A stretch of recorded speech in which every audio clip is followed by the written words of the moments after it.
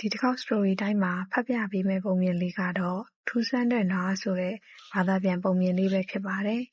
။အဖွားဟာလက်ဖက်ရည်တောက်ဖို့လာတိုင်းဂျိန်းနဲ့ဝီလျံတို့ဖြည့်ကြည့်ဖို့အထုပ်တစ်ထုပ်ပါလာလေးရှိတယ်။အထဲမှာတော့လက်ဆောင်တစ်ခုပါတတ်ပါတယ်။တနေ့မှာအဖွားဟာထူးဆန်းတဲ့ပုံသဏ္ဍာန်ရှိတဲ့ပါဆယ်တစ်ထုပ်ကိုယူလာတယ်။ခိုင်ကြည့်ပြရစီအဖွားအထဲမှာပါရှိတယ်လေမှန်းကြည့်ပြရစီလို့ဂျိန်းကတောင်းဆိုတယ်။သူကိုင်ကြည့်တယ်။အဲ့ဒီဟာမှာခြေထောက်တွေပါတယ်။ဒါတိရစ္ဆာန်ရုပ်ပဲဖြစ်ရမယ်မဟုတ်လားဖွားလို့ပြောတယ်။သိမတိကြသေးဘူးလို့အဖွားကပြောတယ်။ပြီးတော့ဝီလျံကပါဆယ်တုပ်ကိုစမ်းကြည့်ခါသူကလည်းဒါတိရစ္ဆာန်ရုပ်ပဲလို့တွေးမိတယ်။သူတို့အထုပ်ကိုဖြည့်ကြည့်လိုက်တော့ဘာတွေ့ရမယ်ထင်တယ်လေ။အဖြူရောင်နွားရုပ်လေးတစ်ရုပ်သူ့ကြောမှာအဖုံးလေးနဲ့လက်ဖက်ရည်ကြရားပုံလှုပ်ထားပါတယ်။ဒီကျွေတဲ့နွားရုပ်လေးကိုဘာလို့အဖုံးလှုပ်ထားရတာလဲလို့ဂျိန်းကဆက်ဆူလိုက်တယ်။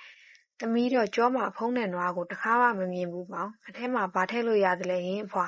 ။မရဘူးကွ။ဒါအဖွားငယ်ငယ်ကတည်းကရှိခဲ့တဲ့သဘောကျတဲ့နွားရုပ်ကလေးပဲ။အဲ့ဒါကိုမနေ့ကမှရှင်းလင်းရင်းပြန်တွေ့တာနဲ့မင်းတို့စီယူလာတယ်ကြည့်နေကြလို့အဖွားကပြောတယ်။အဖွားဟာလက်ဖက်ရည်စပွဲစီသွားပြီးကျွေနားရုပ်ကလေးကိုခွက်တွေဘေးမှာချလိုက်တယ်။ပြီးတော့ကြောကအဖုံးကိုဖွင့်ပြီးနွားရဲ့ကိုယ်ထဲကအခေါင်းပေါက်ကိုခလေးတွေကိုပြလိုက်တယ်။ပြီးတော့အဲ့ဒီအထဲကိုနွားနို့ဖြည့်လိုက်တယ်။ဒီမဲ့နွားကနေနွားနို့ထွက်တယ်လို့ငါတို့သိထားကြတယ်မဟုတ်လား။ဒီနွားရုပ်ကလည်းနွားနို့ထွက်တာပဲကွ။အဖွားဟာနွားရုပ်ကိုကောက်ကင်ပြီးစောင်းလိုက်တော့ကျွေနွားရုပ်ရဲ့ပါးစပ်ကနွားနို့တွေဟာဂျိန်းရဲ့မက်ခွက်တွေကိုမှန်မှန်စည်းကျလာတယ်။ဂျိန်းကပျော်ရွှင်စွာအော်လိုက်တယ်။အဖွားရဲ့ဒါနွားရုပ်ကြရားပါလား။နွားနို့တကယ်ထွက်တာပဲနော်။သူ့ပါးစပ်ကထွက်လာတာကိုကြည့်ရတာပြောစရာကောင်းတယ်။သမီးတို့ဒါကိုသိမ်းထားပြီးနေ့တိုင်းသုံးလို့ရမလားလို့ပြောတယ်။သုံးဖို့လို့အဖွားကဖြေတယ်။ဒီနွားရုပ်ကိုမင်းတို့နှစ်ယောက်လုံးကိုပေးမယ်။နွားနို့ထဲတဲ့အခါအလှည့်ကျသုံးကြပေါ့။ဝီလျံနဲ့ဂျိန်းဟာအဖြူရောင်ကျွေနွားရုပ်လေးကိုချစ်သွားကြတယ်။နွားရုပ်လေးဟာချစ်စရာမျက်နှာရှိပြီးကျွေနဲ့လှုပ်ထားတဲ့ဂျိုးနှစ်ချောင်းအပြင်မျက်လုံးနဲ့လေးတွေပါလိုက်သေးတယ်။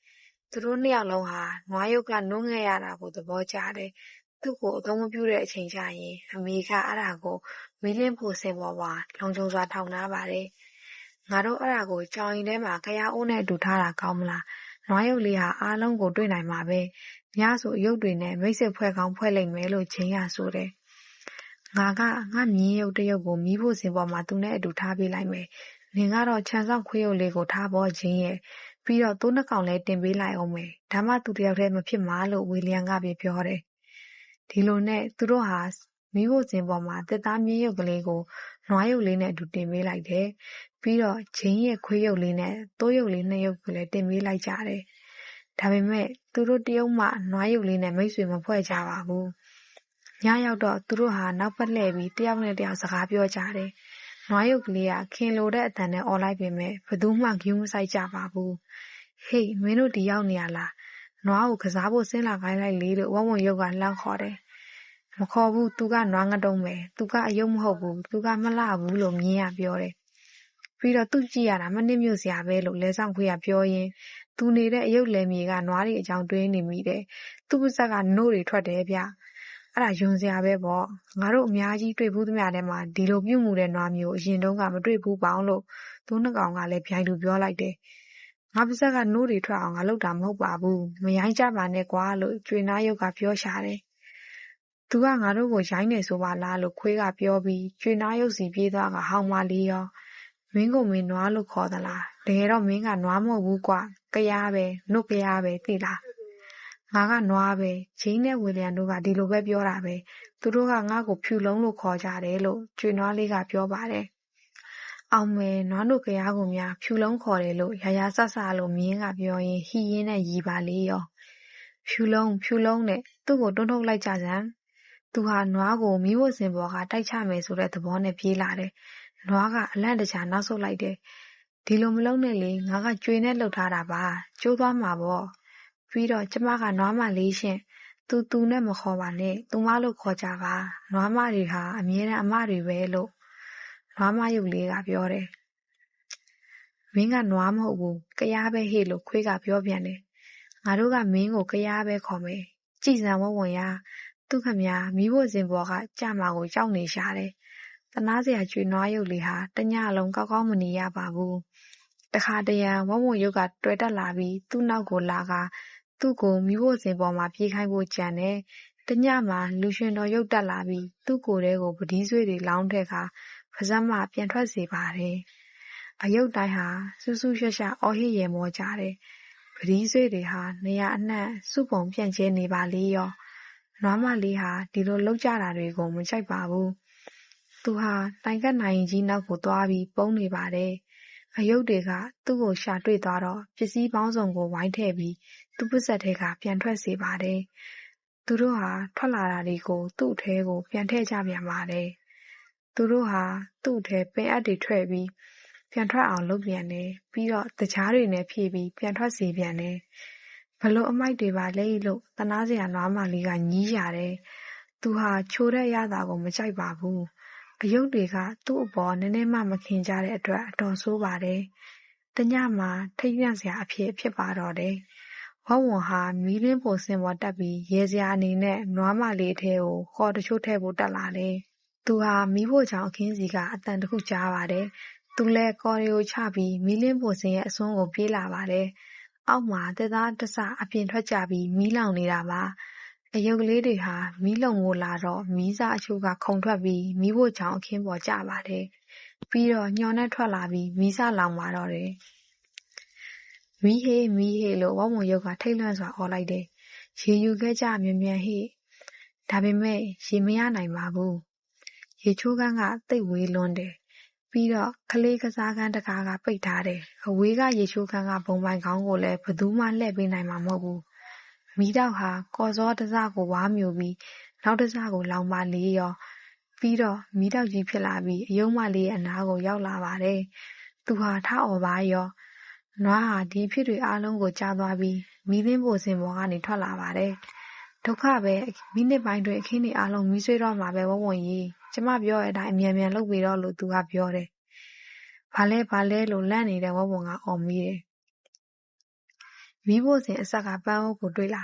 ပန်းအိုးထဲမှာရေအပြည့်ပဲပန်းတွေကိုထုတ်ပြီးပန်းအိုးကိုဒီကိုဆွဲခဲ့ပေတော့လို့နွားမလေးကပြောတယ်။ဝုံဟာသူပြောတဲ့အတိုင်းလုပ်တယ်။သူဟာပန်းတွေကိုထုတ်ပြီးပန်းအိုးကိုကျွေနားရုပ်လေးထံဆွဲလာတယ်။ပြီးရင်ပန်းအိုးကိုသတိနဲ့စောင်းခိုင်းပြီးရေတွေကိုကျမကြောပေါ်ကအပေါက်ထဲဂရုစိုက်လောင်းထည့်ပြီးတော့ဒီမှာကျမကအစင်သစ်ဖုံးဖွင့်ထားတယ်။မြန်မြန်လုပ်ပါဝုံရဲ့လို့နွားမလေးကပြောပြန်တယ်။ဝုံဟာတုံလှုပ်နေတဲ့လက်တွေနဲ့ပန်းအိုးကိုကင်ပြီးရေတွေကိုနွားရုပ်လေးကြောကအပေါက်ထဲလောင်းထည့်လိုက်တယ်။လုံလောက်ပြီလို့နွားမလေးကပြောပြီးမီးလင်းဖို့စင်အဆက်ကိုသတိထားသွားတယ်။သူဟာလှမ်းကြည့်လိုက်တယ်။အောက်ကအခင်းတွေပေါ်မှာမီးတောက်တွေပေါ့။ကျမကိုစောင်းကင်လိုက်လို့သူကဝုံလေးကိုအမိန့်ပေးတော့ဝုံကသူ့ကိုကြောကနေကင်လိုက်တယ်။ကျွေရုပ်လေးရဲ့ပါးစပ်ကနေရေတွေထွက်လာပြီးမီးလောင်နေတဲ့စီတန်မတ်ကျသွားတယ်။မီးတောက်တချို့ငြိမ်းသွားပြီးမီးခိုးတွေထွက်လာတယ်။ရေထက်ဖြည့်အောင်လို့နွားမလေးကပြောတော့ဝုံလည်းလိုက်နာရပြန်တယ်။ပြီးတော့နွားရုပ်လေးကိုထပ်ဆောင်ပြီးပါးစပ်ကရေတွေထွက်ကြွစေပြန်တယ်။ထပ်လို့အောင်မီးငိမ့်တော့မယ်ထင်တယ်လို့နွားရုပ်လေးကပြောတယ်။ပြီးတော့တတိယအချိန်ရေဖြည့်ကမီးတောက်အပေါ်လောင်းချလိုက်ပြန်တယ်။နောက်ဆုံးမီးတောက်ဟာငြိမ်းသွားပြီးညော်နဲ့လေမီးခိုးတွေပဲကျန်ပါတော့တယ်။မီးဖို့ကြောင့်အခင်းပေါ်မှာမီးမကျန်တော့ပါဘူး။တိတ်တော်တဲ့နွားမလေးပဲလို့လူရှင်တော်ရုပ်ကရွှေမြူးစွာအော်ပြောလိုက်တယ်။ဒီလိုလုပ်ဖို့ဘယ်လိုစဉ်းစားမိတာလဲ။လွယ်ပါတယ်ကျမပါးစပ်ကအရေးငှဲ့လို့ရတာကိုသုံးလိုက်တာပဲပေါ့လို့နွားမလေးကပြောပါတယ်။ကျွေနွားရုပ်လေးဟာကြည်နူးသွားတယ်။ဒါပေမဲ့အရင်ကရှင်တို့ဟာကျမကိုအမြဲလှောင်ပြောင်ရဲမောပြီးစနေကြတာပဲ။မြင်းနဲ့ခွေးရဲ့တိုးတွေရဲ့ကလည်းမညာကြပါဘူးရှင်လို့ပြောလိုက်တော့တို့ကိုခွင့်လွတ်ပါလို့မြင်းကပြောပြီးခေါင်းငုံလိုက်တယ်။တို့ဒီလိုမလုပ်တော့ပါဘူး။မဟုတ်လားတိုးနဲ့ခွေးတို့ရဲ့ဟုတ်ပါတယ်လို့အခြားသူတွေကထောက်ခံကြတယ်။လာခဲ့ပါဆင်းလာခဲ့ပါအယုတ်တွေနဲ့အတူကစားကြတာပေါ့။ကျမကရှင်တို့လိုမစင်းနိုင်ဘူးရှင်။ကျမကကျွေနဲ့လှုပ်ထားတာပါ။ချော်ကြရင်အစိတ်အမှောင်မှာကွဲသွားမှာရှင်လို့နွားမလေးကပြောပါတယ်။ကောင်းပြီလေဒါဆိုရင်တို့တွေအားလုံးတက်လာကြတာပေါ့လို့ဝုံကအော်ပြောတယ်။မီးဖို့စင်ကအကြီးကြီးပဲဟာ။နာယီနဲ့ပန်းအိုးကိုဘေးဘက်တွန်းလိုက်ရင်တို့အားလုံးကစားလို့ရမှာပေါ့။ပျော်စရာညနေခင်းပါပဲ။မီးလင်းဖို့စင်ပေါ်မှာအယုတ်လေးတွေနဲ့ပြည့်ကျက်နေပါတယ်။ဒါကြောင့်သုံးမွေးနဲ့လှုပ်ထားတဲ့ရွှေရုပ်လေးတောင်တိုက်မိပြီးကျမ်းမြေပေါ်ပြုတ်ကျသွားပါသေးတယ်။ဒါပေမဲ့သူမဟာတိတ်ကိုပေါ့ပါလွန်းတဲ့အတွက်မနာပါဘူး သူတို့အားလုံးဟာအတူကစားကြပြီးကျွေးနွားရုံမလေးကိုပြပြတလဲလဲဂရုစိုက်ကြပါတယ်။နောက်ညကျရင်နွားမလေးရဲ့မွေးနေ့ဆိုတာအယုံမလေးကသိသွားပါတယ်။ကျမတို့အားလုံးလာပြီးရှင့်ကျမကြီးအတွက်ခွက်လေးတွေနဲ့တခုခုတောက်ကြတာပေါ့ရှင်။အယုံအိမ်ကနေတံမြာရည်တွေနည်းနည်းယူလာမယ်။နွားမလေးကြီးရှင်ကအဲ့ဒါကိုကျမတို့ခွက်တွေထဲလိုက်ငှက်ပေးပေါ့ရှင်လို့အယုံမလေးကပြောတယ်။ဟိုးတဲ့ရှင်တို့ငါ့ကိုတကယ်နားလေချောင်းသွားကြပြီပေါ့နော်။မနှက်ဖြန်ကြရင်ကြည့်နေကျမအနေနဲ့အကောင်းဆုံးအခမ်းပါမယ်လို့နွားမလေးကပျော်ရွှင်စွာပြောလိုက်တယ်။နောက်နေ့ညမှာတော့အယုတ်လေးတွေဟာကစားခိုင်းရဲ့မီးဖိုစင်ပေါ်ကိုလာပြီးနွားရုံမလေးငယ်ပေးတဲ့တံမြာရည်ကိုတောက်ကသူ့ချမ်းမာရေးအတွက်ပျော်ပျော်ပါးပါးကြီးဆုတောင်းပေးကြတဲ့ကွယ်။ပုံမြင်လေးကဒီမှာပဲပြီးပါပြီ။ဒီပုံမြင်လေးမှာအဓိကပေးချင်တဲ့သင်ခန်းစာကတော့ပေါ့နော်လူတစ်ယောက်ရဲ့တန်ဖိုးကိုအပေါ်ယံရုပ်ရည်သွင်ပြင်နေနဲ့ဆုံးဖြတ်လို့မရဘူးဆိုတာကိုပြောပြသွားတာဖြစ်ပါတယ်။ဒါပေမဲ့လူမှုအတိုင်းဝိုင်းမှာကြတော့လူတစ်ယောက်ရဲ့တန်ဖိုးကဘယ်လိုမျိုးဖြစ်နေမှရှိမယ်ဘယ်လိုလူမျိုးမှဘယ်လိုပုံစံမျိုးဖြစ်နေမှဘယ်လောက်ထိငွေရှိမှဘယ်လိုပညာမျိုးတတ်မှဆိုပြီးတော့ပေါ့နော်စံနှုန်းတွေချမှတ်ထားပြီးတော့အဲ့ဒီစံနှုန်းတွေမိနေမှာပဲကောင်းမွန်တဲ့လူတစ်ယောက်အောင်မြင်တဲ့လူတစ်ယောက်လို့ဘဝမှာသတ်မှတ်လေးရှိကြတယ်ပေါ့နော်အဲ့တော့ဒီပတ်ဝန်းကျင်ကမိသားစုဖြစ်စေမိတ်ဆွေတငယ်ချင်းဖြစ်စေအနားလူတွေအားလုံးကလည်းသူတို့ရဲ့မြင်ဘူးကြားဘူးတလောက်အသိဉာဏ်ကဒီလိုမျိုးစံနှုန်းတွေနဲ့ဒီစကားလုံးတွေပဲဖြစ်နေတဲ့အခါကျတော့ကိုယ့်ကိုလာပြီးတိုင်းထွာတဲ့နေရာမှာလည်းဒီစံနှုန်းတွေနဲ့ပဲတိုင်းထွာကြတယ်ပေါ့နော်အဲ့တော့ကိုကသူတို့ရှောက်တဲ့လမ်းကိုရှောက်မနေဘူးသူတို့လုပ်တဲ့ career သူတို့ရွေးချယ်တဲ့ lifestyle လိုမျိုးကိုက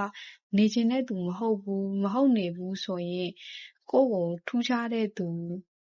ထူးဆန်းနေတဲ့သူတခုခုမှားယွင်းနေတဲ့သူလို့မြင်တတ်ကြတယ်ပေါ့နော်တချို့တွေဆိုရင်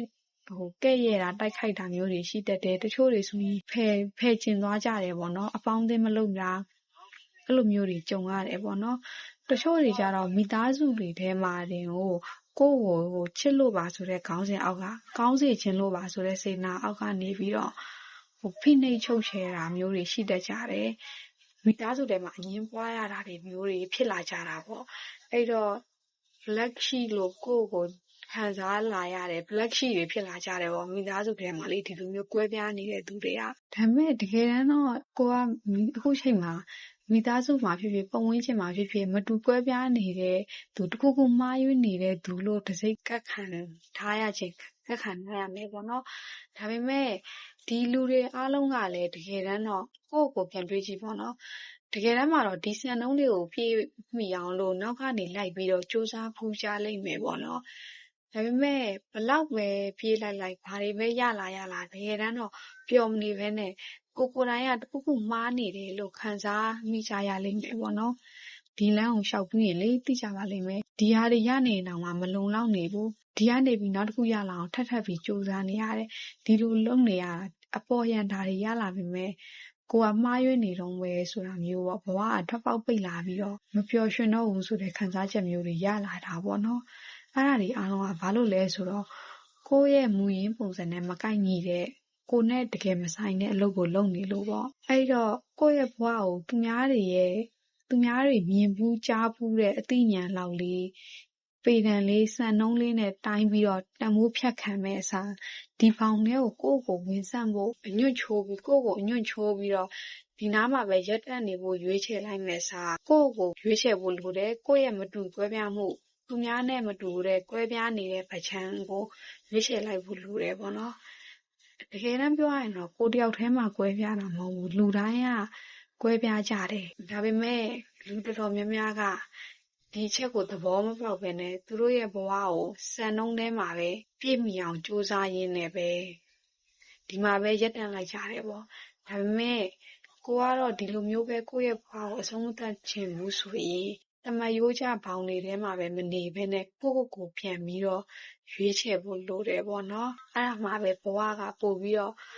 ပျော်ရလိမ့်မယ်အဆင်ပြေရလိမ့်မယ်အမြဲတမ်းပင်မဆင်းရဲရတယ်ပြေးလိုက်နေရတယ်စဝိုင်းတဲကနေပြီးတော့ထွက်လာနိုင်လိမ့်မယ်ပေါ့နော်ပဝင်းကျင်ကတော့သူတို့မှာရှိတဲ့ပေတံလောက်သူတို့သိထားမှတ်ထားတဲ့လောက်နဲ့တော့ပြောမှာပဲပေါ့နော်အဲ့တော့ဒီပြောနေတဲ့ပဝင်းကျင်ကိုပဝင်းကျင်နဲ့ကိုယ်နဲ့အဆင်ပြေခြင်းရုံလောက်လေးနဲ့ပဝင်းကျင်ကကိုယ်ကိုလက်ခံစေခြင်းရုံလောက်လေးနဲ့ ကိုယ့်ကိုယ်မဖျက်ဆီးလိုက်ဖို့အညွန့်မချိုးလိုက်ဖို့လိုတယ်ပေါ့နော်ပြီးတော့နောက်တစ်ခုကကိုယ့်ရဲ့အစစ်မှန်ပုံစံကိုသိလာတယ်ဆိုရင်တော့မှကိုယ့်ရဲ့တန်ဖိုးကိုဒီလူတွေမြင်အောင်ပြဖို့စူးစမ်းလို့မရနေဘူးပေါ့နော်တကယ်လို့သူတို့ကကိုယ့်ရဲ့တန်ဖိုးကိုမြင်ချင်တယ်ဆိုရင်မြင်အောင်ကြည့်လို့ရတယ်ပေါ့ဒါပေမဲ့သူတို့ကမကြည့်ရှင်လို့ကိုမျက်စိမိတ်ပြီးနေကြတဲ့သူတွေပေါ့နော်ဒီຢာကိုသူတို့မှလည်းနားလည်နိုင်စွမ်းမရှိကြဘူးအဲ့တော့ကိုယ့်ရဲ့ပတ်ဝန်းကျင်ဟာကိုယ့်ရဲ့ဖြစ်တည်လာမှုမတူကွဲပြားမှုကိုလက်မခံနိုင်ပဲဖိအားတွေပေးမယ်ဒါကိုထူးဆန်းတဲ့မျက်လုံးမျိုးတွေနဲ့ကြည့်မယ်ဆိုရင်အဲ့လိုပတ်ဝန်းကျင်မှာကိုကလိုက်ရောညှိထွေဖြစ်ဖို့ကြိုးစားတာထက်ဒီလိုနေရာမျိုးကနေထွက်သွားလိုက်တာကကိုယ့်အတွက်ပို့ပြီးတော့အကျိုးရှိစေလိမ့်မယ်ပေါ့နော်ကိုကမကောင်းတဲ့တနေရာကိုစွန့်ပြီးတော့နေရာအစ်စ်ကိုတစ်ခါမှမရောက်ဘူးတဲ့လမ်းတွေကိုရှောက်သွားကြည့်မှာပဲကိုယ့်အတွက်တကယ်ကြိုက်တဲ့ကိုနဲ့အလိုက်ဖြစ်တဲ့အပေါင်းအသင်းမိတ်ဆွေတွေ community တွေကိုရလာနိုင်လိမ့်မယ်။အားကြောင့်မလို့တစ်ခါတလေမှစွန့်เสียရှိတာကိုစွန့်ရတယ်ပေါ့နော်ပိုကောင်းတာရလာဖို့အတွက်တချို့တွေအနေနဲ့ကြတော့ဒီပုံမြင်တွေကတခြားအယုတ်လေးတွေလို့ပေါ့ကိုယ့်ပေါ်ကိုရက်ဆက်တဲ့ဖိအားပေးလွန်းတဲ့ပတ်ဝန်းကျင်ပေါ့နော်တင်းကျပ်လွန်းတဲ့ပတ်ဝန်းကျင်ကြားထဲမှာရောက်နေတာဒါအချိန်လေးကြားတဲ့အခါမှာကိုယ့်ရဲ့တန်ဖိုးကိုကိုယ်မသိဖြစ်နိုင်တယ်ကိုယ့်ရဲ့ထူးခြားမှုကိုယ့်ရဲ့ရည်ချင်းတွေဒါတွေအလုံးကိုတော့မသိဘဲနဲ့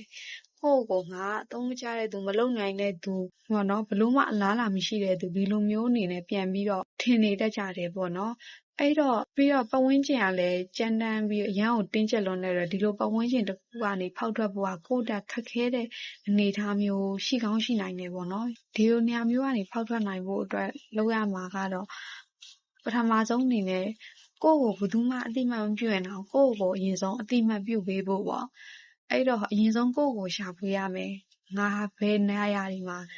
ငါနဲ့မကိုက်တဲ့အရာတွေကိုတည်ထားလဲဆိုတာကိုအရင်ဆုံးပြန်ရှာဖွေရမှာပေါ့ကိုကဘာတွေမတူကွဲပြားဘူးလဲကိုကဘယ်လိုပုံစံလဲဆိုတာကိုရှာမတွေ့သေးခင်မှာအရင်ဆုံးဘယ်အရာတွေကကိုယ့်ပုံစံမဟုတ်ဘူးလဲကိုဟာမဟုတ်ဘူးလဲဆိုတာကိုရှာဖွေပြီးတော့နည်းနည်းချင်းစီလွတ်ချနိုင်ဖို့ကြိုးစားကြည့်ပေါ့ကိုယ့်ရဲ့ mindset ကိုပြင်ကြည့်အပြင်ပကအရာတွေကိုမချိန်နိုင်တော့မှကိုယ့်ရဲ့ mindset ကိုချိန်ပေါ့နော်အဲ့လိုမျိုးချိန်လာပြီးတော့ကိုကတဖြည်းဖြည်းနဲ့ကိုယ့်ရဲ့တကယ်ပုံစံအစစ်မှန်တိုင်း embody လုပ်နိုင်လာသလောက်ကိုယ့်ရဲ့လင်းရောင်တိုင်းကိုယ့်ရဲ့စစ်မှန်တဲ့ပုံစံတိုင်းနေနိုင်လာသလောက်ကိုယ့်ရဲ့ပြင်ပကအရာတွေကပါတဖြည်းဖြည်းနဲ့ပြောင်းလဲလာပါလိမ့်မယ်အရင်ကကိုယ့်ကိုမလုံနိုင်အောင်တုတ်ထားတဲ့ကြိုးတွေထိန်းချုပ်ထားတဲ့လက်တွေဒါတွေအလုံးကတဖြည်းဖြည်းနဲ့အားလျော့လာလိမ့်မယ်ကိုယ်စွမ်းအားချင်းကြီးလာတော့စွမ်းအားဆိုတဲ့နေရာမှာငွေရေးကြေးရေးတွေပါဝါတွေပညာတွေ contract တွေကိုပြောတာမဟုတ်ဘဲနဲ့ကိုယ့်ရဲ့အစစ်မှန်ပုံစံတိုင်းကိုက embody လုပ်နိုင်ထားသလောက်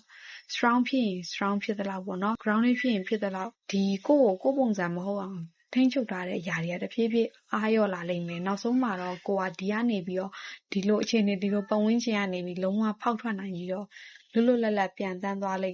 နိုင်သွားလိမ့်မယ်ပေါ့နော်အဲ့တော့ဘလို့အခြေအနေတွေပဲလက်ရှိမှာကြုံနေရသည်ဖြစ်ပါစေကိုယ့်ကိုပြန်ပြီးတော့ရွေးချယ်နိုင်ဖို့ကြိုးစားကြည့်ပါကိုယ့်ရဲ့မတူကွဲပြားတဲ့ပုံစံကိုမပျောက်ဆုံးပဲဒီပုံစံတိုင်းနေနိုင်ဖို့ကြိုးစားကြည့်ပါဒါဆိုရင်ကိုယ့်ရဲ့ဘဝမှာလွတ်လပ်ပြန်တန်းနိုင်သွားပါလိမ့်မယ်အဲ့တော့ဒီနေ့ပုံမြင်လေးနဲ့ပတ်သက်ပြီးတော့ပြောပြပေးချင်တာကတော့ဒီလောက်ပါပဲနောက်တစ်ခေါက် story time မှာပြန်တွေ့ကြပါမယ်